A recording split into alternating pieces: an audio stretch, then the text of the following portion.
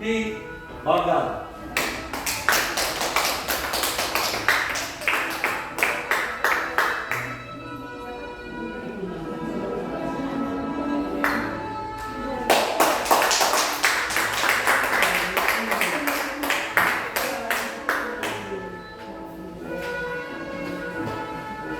Marilyn N. Elioco.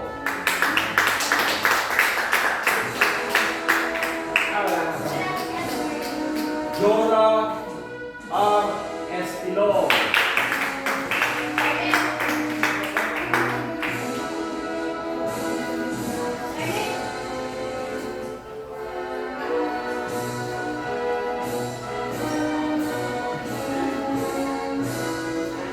Melita B.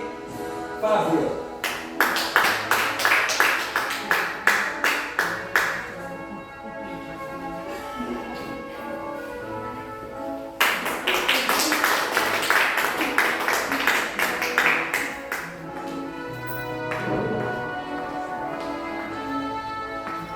Julieta E. Freneluces.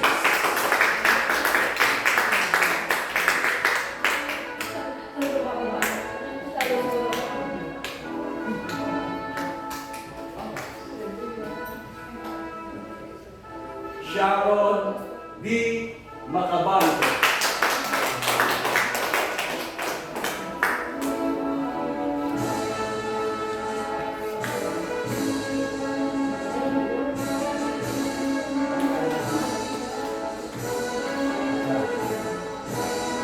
And Nerby R. Ong.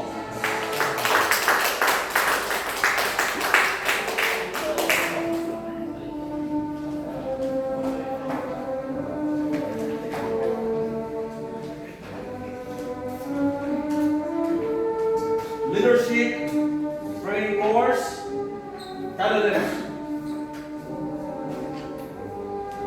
Marisa M. Abao.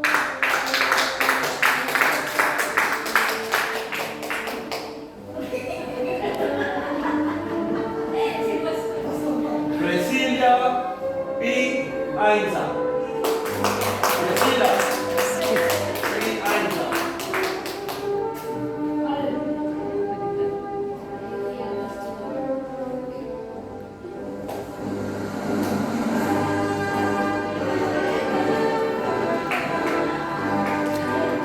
Ayos to ah. Hi. Joanna Congratulations. Joy O. Alvarez.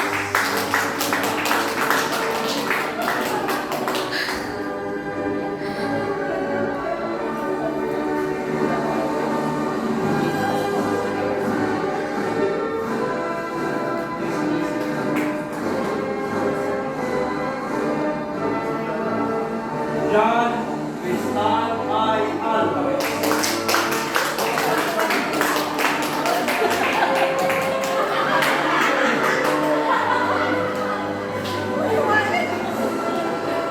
Pamangkin ko yan. Pamangkin ko yan. Ang bait. Pamangkin ko yan. Mary Joy M. Gonzalez.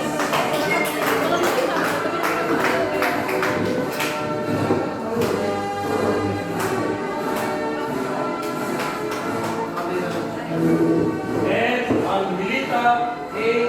Valiente.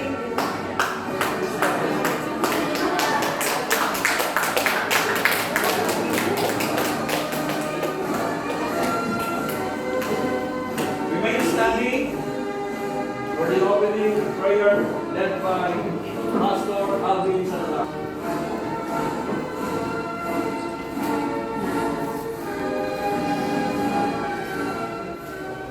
Tayo ay manalangin. Aming Diyos, kami po ay nagpapasalamat sa inyong kabutihan. Salamat sa inyong pong biyaya sa amin. Salamat sa pagtawag po, Panginoon, sa aming mga kapatid na ito.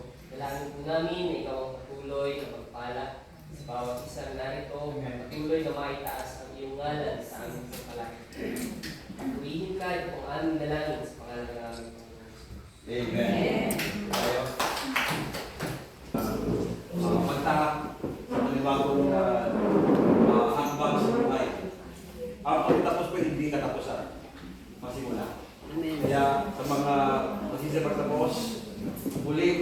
sabi yung wish lang na kanina, ang certificate ko ay papel. Papel lamang ito. Pwede masira ng tulo. Pwede mabasa, mawala. Pero yung pagkikiwala ng Diyos sa inyo, ay mananatili yun. Kayo, tinawag ng Panginoon, walang duda doon. Tinawag kayong lahat Amen. ng Panginoon. Subalit kayo tumanggap ng hamon na hakbangin ang panibagong hakbangin wala tapos ng aking pinagsalita. Ang aking lang tagubilin sa ating lahat. Manatili kayo mababa. Manatili ang pagiging mababa. Pagdadalhin nyo ang dangal sa inyong mga buhay. Higit sa lahat, lagi nyo isipin ang karangalan lamang ng ating Panginoon. Amen. Sa pagtapos, congratulations sa inyo. At meron pa kayo isa pang hakbangin. Kaya gawin. God bless you. Ito naman ay kailangan ko na sa mensahe ng ating Panginoon na dadali po ng ating buting pastor.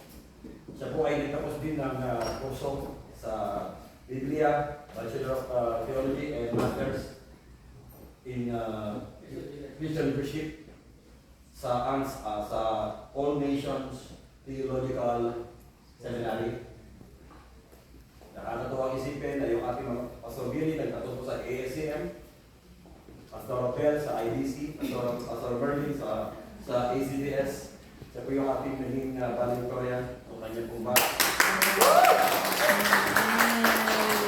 Without many ado, let us welcome our guest speaker this afternoon for this first commencement exercises, Reverend Alvin.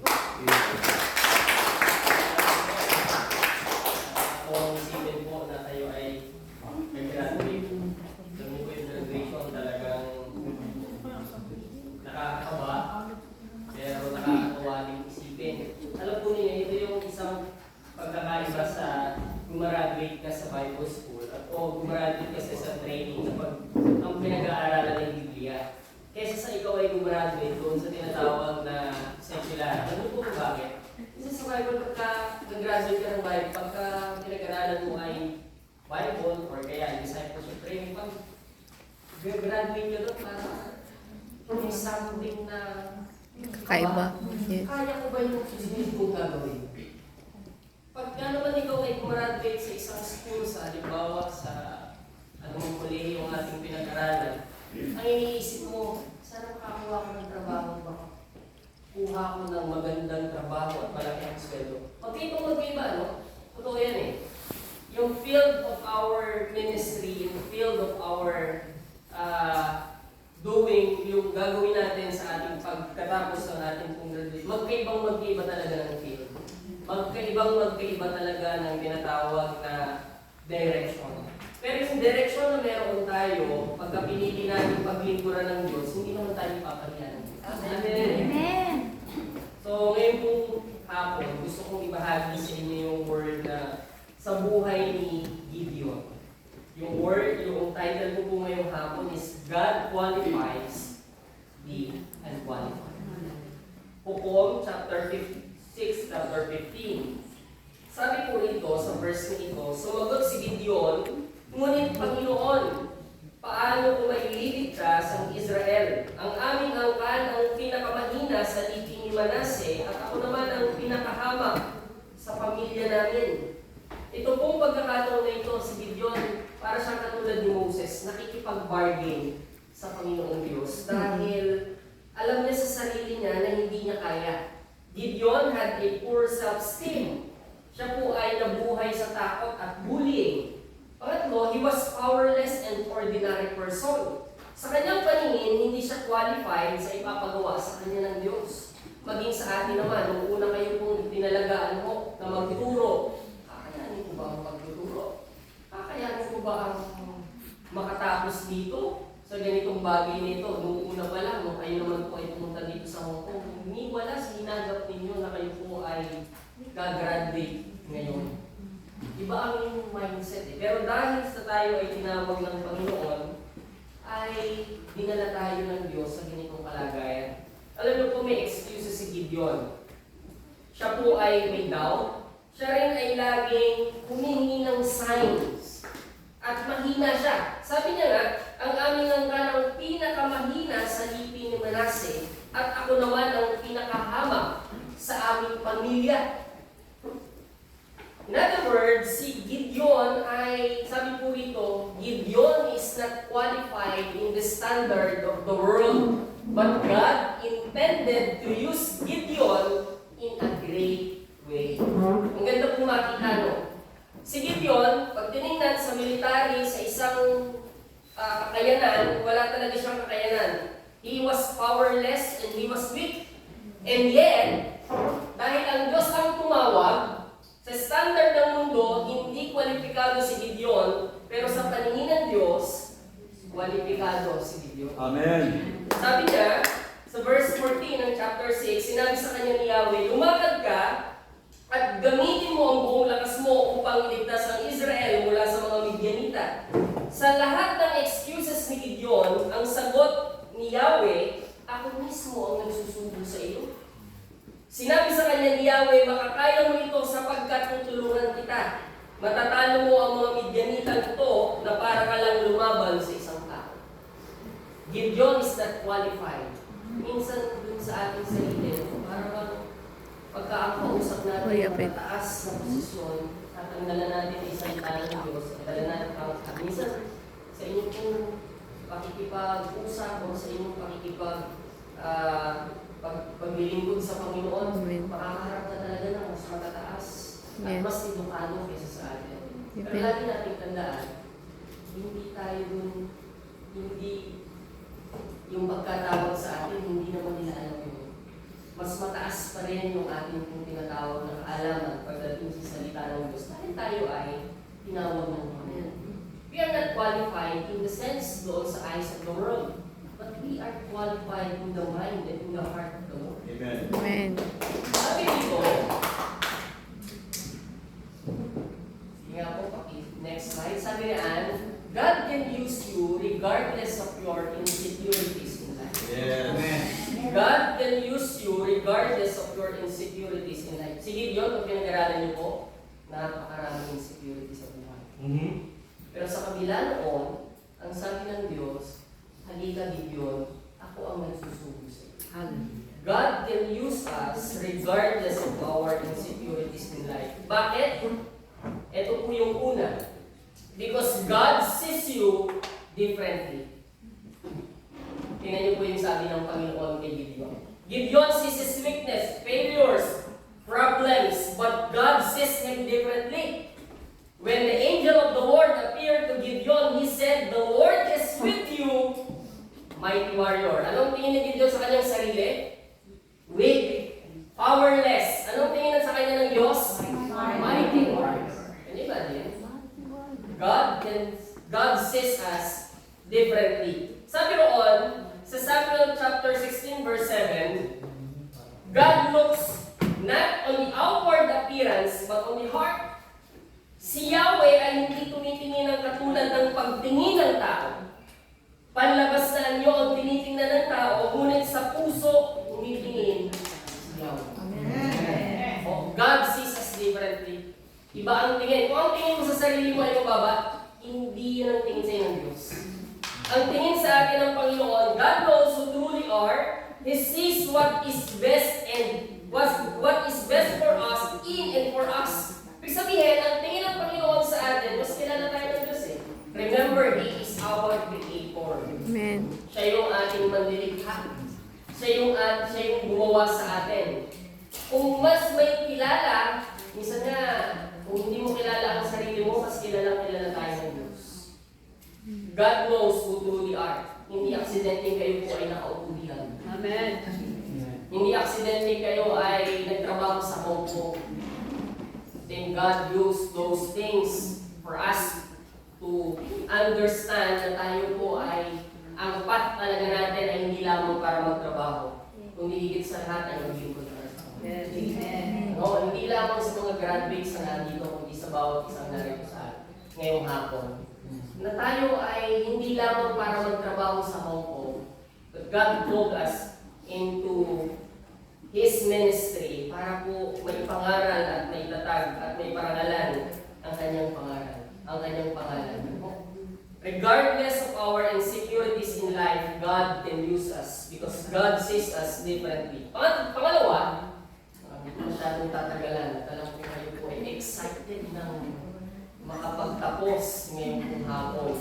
Pangalawa, God will give you more strength as you obey.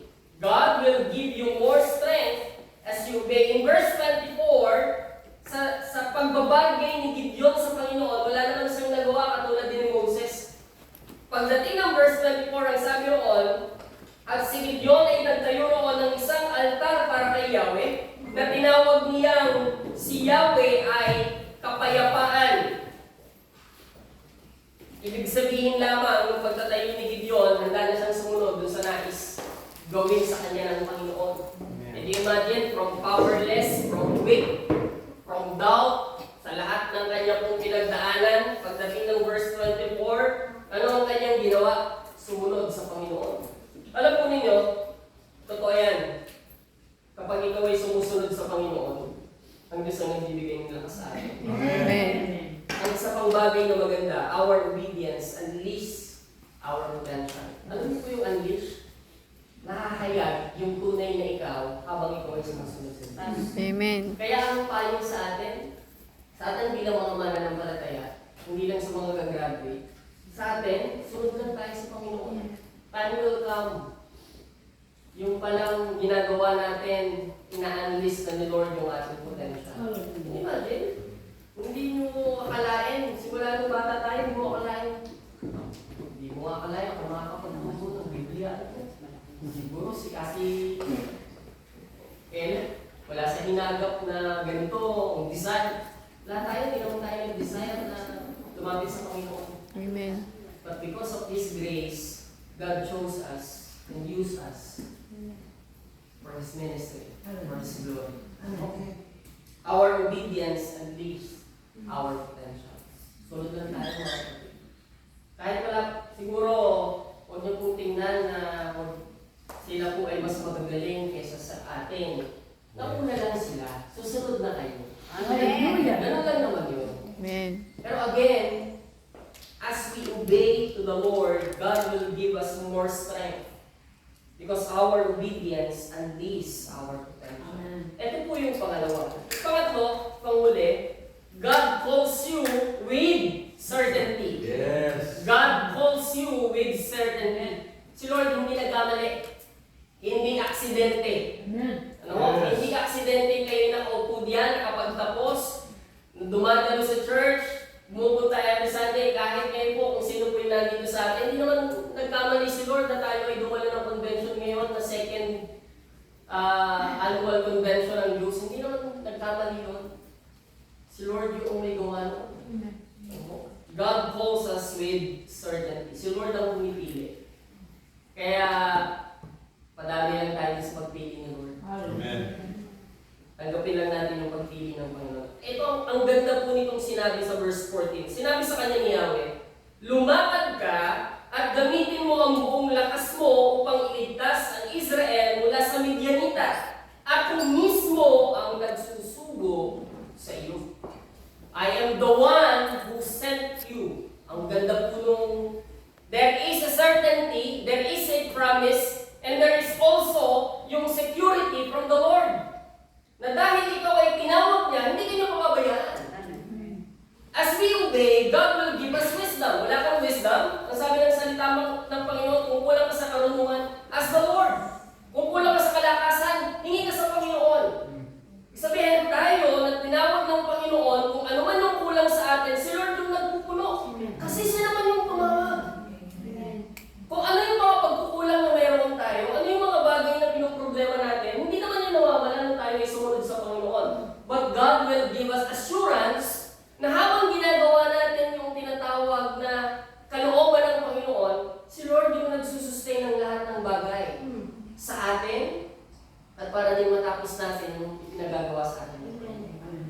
God calls us with certainty. Sabi rito, being called by God to serve Him is a privilege. Amen. Privilege yun, mga kapatid.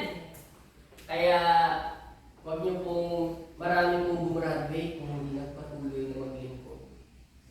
Nakakalungkot. No, sana po ay pagkatapos ng ating pong commencement exercises na ito ay lahat tayo ay magpatuloy. Yes. Dahil yung maglilingkod talaga sa Panginoon, pribilehiyo yun. Amen. Pribilehiyo ang maglingkod sa Panginoon. Pastor Abner, Pastor Billy, Pastor Abel, nakarating sa iba't ibang mga bansa, pribilehiyo yun dahil naglingkod sa Panginoon. Hindi naman namin pinangarap ang lahat ng bagay na yan. Pero dahil tayo ay naglilingkod sa Panginoon, ang Diyos ang nagbibigay ng mga way para sa mga bagay. Pribilehiyo po ang maglingkod sa Panginoon. He is the King of Kings. He is the Lord of Lords. Amen. He is the Creator of the universe. How come na ikaw bilang isang tao na maraming kapalpakan sa buhay ay pinili ng Diyos out of many people in the world mo, pinili ng Diyos para paglingkuran ng mga kapangyarihan ng Diyos. Isang pribilehiyo na makapaglingkod sa isang buhay at kapangyarihan ng Diyos. Huwag po natin sayangin. Amen. Panghuli, sabi rito, God qualifies us, though we are unqualified. Pag tinignan natin ang ating sarili, hindi naman talaga tayo kwalipikado. May mas kwalipikado kaysa sa atin. Yes. Pero dahil ang Diyos ang pumili, naging kwalipikado ang unqualified. Naging karapat-dapat ang hindi karapat-dapat. Sabi ng unang Korinto, dito po ako magtatapos, subalit pinili ng Diyos ang mga naturingang hangal sa sanlibutan upang hiyain ang marunong, at pinili niya ang mga naturingang mahihina upang hiyain ang malalakas. Pinili niya ang mga pangkaraniwang tao katulad natin, mga hinahamak at mga mahihina sa sanlibutan ito. Yung standard ng mundong ito ay hindi natin kayang abutin, but God chose us upang ipawalang saysay ang mga kinikilala ng sanlibutan. At walang sino man ang makapagmamalaki sa Diyos. Imagine mo, kung ikaw ay perfect na tao, at ikaw yung gagamitin ng Panginoon, hindi naman niya para ibigay, hindi na natin makikita yung beauty, yung power ng Panginoon sa buhay natin. Kung tayo ay perfecto. But because we are imperfect, while we are doing extraordinary tasks from the Lord, yung glory ng Panginoon, habang ginagawa mong extraordinary na yun, kitang-kita yung kabutihan at biyaya ng Panginoon. Dahil hindi naman natin kaya eh. Pero dahil ang Diyos ay nasa atin, ang Diyos ang pumili sa atin, ang Diyos ang nagbigay sa atin ng tinatawag na kakayanan, therefore, kaya na natin makapaglingkod dahil sa kanyang biyaya. Amen. We are unqualified, but because of God's grace, we are now qualified. Sabihin mo nga sa iyong sarili, I'm now qualified. Ang buti ng Panginoon. Amen. We are all qualified. Pero isang paalaala lang sa atin, panghuling paalaala sa verse 29, wala tayong information. Yung ating pong toga, yung ating pong medalya, ano ang ating tatanggapin, lahat ng bagay na yan ay hindi natin kayang pagbalak sa Panginoon. Amen. Lahat ng bagay na yan ay magtuturo dapat sa atin na tayo ay maging mababa, na tayo ay dapat sumusunod at nagpapasakot. Sapagkat ang lahat ng bagay na mayroon tayo, wala tayong pag-aan. Lahat ay galing sa Diyos. Every time we fulfill yung ating kung tinatawag na task na galing ng ministry, we always fulfill yung ministry na binibigay sa atin ng Panginoon. We always remind our mind and our heart the Lord. Ito ay para sa iyong pangalan, hindi para sa aking bagay. Amen. Ito ay para sa iyong kapurihan at hindi para sa aking kapurihan. Amen. And always remember we are not qualified. But because of God's grace, we are now